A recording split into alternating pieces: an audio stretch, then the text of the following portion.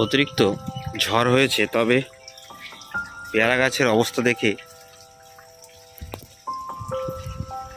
কিছু পেয়ারা ঝরে গিয়েছে বলে মনে হচ্ছে, এবং সেটি হয়তো বাইরে পড়ে গিয়েছে। এখানে একটি পেয়ারা তুলে নেবে, মনে হচ্ছে পেয়ারাটি বড় হয়ে গিয়েছে, তুলনামূলক অন্যান্য জায়গা থেকে এটি বড় আছে।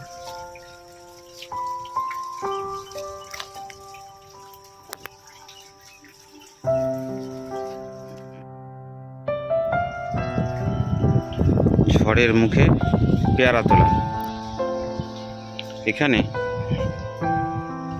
আমার ঝড়ের পর ঢেঁড়স গাছগুলির অবস্থা দেখে মনে হচ্ছে যে গাছগুলিকে তোলা সোজা নয়।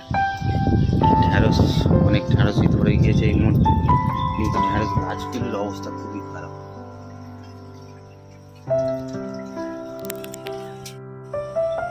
ঝড়ের নাম রেমাল। 2024 27শে মে।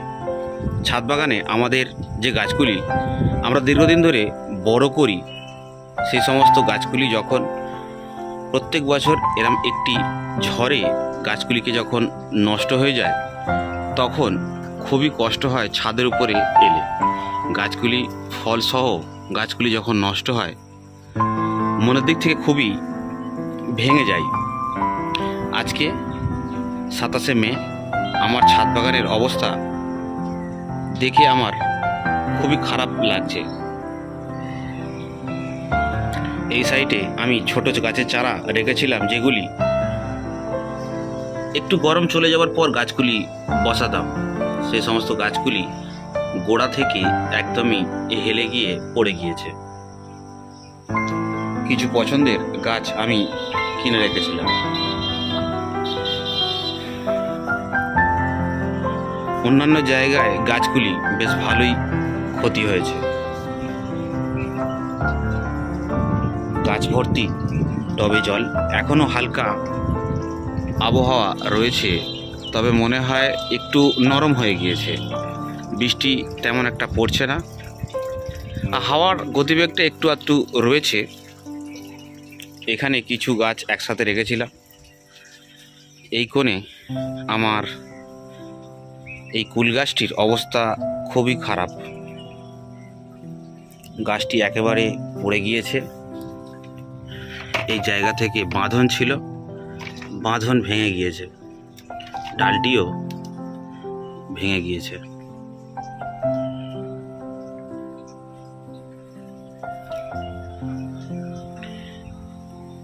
এখানে এই লঙ্কা গাছটিও পড়ে গিয়েছে। সমস্ত গাছগুলি একের পর এক সেট করাতে হবে।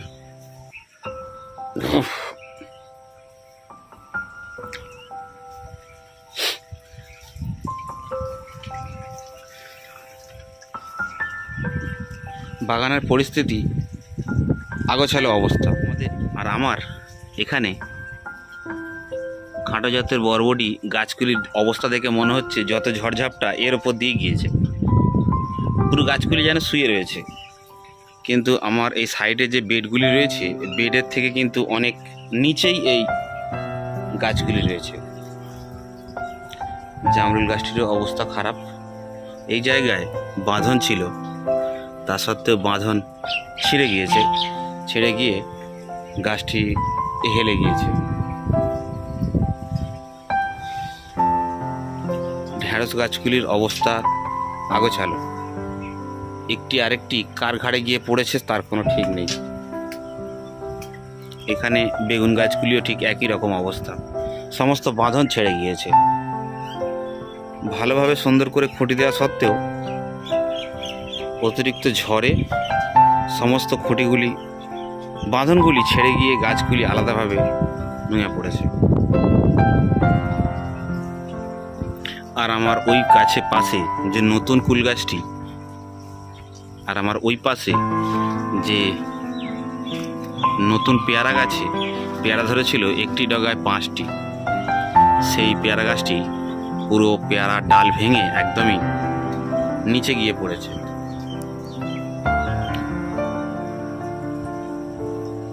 তো এই গাছে পেয়ারা আর নেই সেরকম দেখানোর মতো, হয়তো দুটো একটা থাকলেও থাকতে পারে। তবে আমার অন্য আরেকটি পেয়ারা গাছে দেখব পেয়ারাগুলির কীরকম অবস্থা।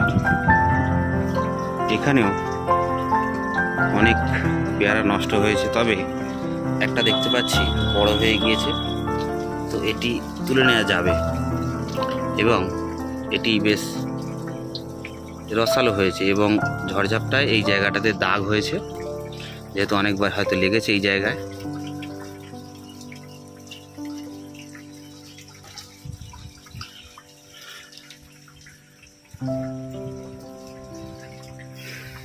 আর আরেকটি গাছে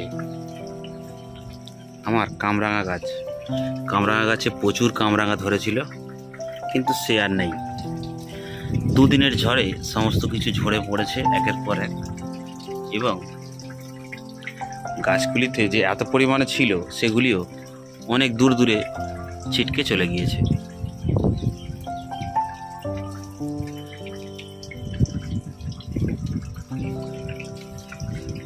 তো বন্ধুরা, অতিরিক্ত ঝড়ঝাপটার পর গাছগুলিকে যদি পুনরায় সুন্দরভাবে সেট করে দেওয়া যায়, সমস্ত গাছে কিন্তু ফের ভালো পরিমাণে বাড়বে, 5G স্পিডে বাড়বে। এই সমস্ত গাছগুলি এতদিন যে সমস্ত গাছগুলি গরমে হাঁপিয়ে যাচ্ছিল, সে সমস্ত গাছগুলি কিন্তু পুনরায় জল পাওয়ার পর ফের কিন্তু নতুনভাবে সতেজভাবে কিন্তু বেড়ে উঠতে পারবে। যে সমস্ত গাছগুলি দীর্ঘদিন একই জায়গায় দাঁড়িয়ে ছিল, সে সমস্ত গাছগুলি ফের পুনরায় ভালো স্পিডে এবং ভালো গতিবেগ নিয়ে কিন্তু গাছে ফুল ফল আসবে, যদি গাছগুলি ফের ভালো মতন তাকে যত্ন পরিচর্যা ভালো মতন তাকে টবে বসিয়ে সেট করে দেওয়া যায়। তো বন্ধুরা, ভালো থাকবেন, ভালো রাখবেন এবং ছাদ বাগান সুন্দরভাবে মনের মতন করে তুলবেন।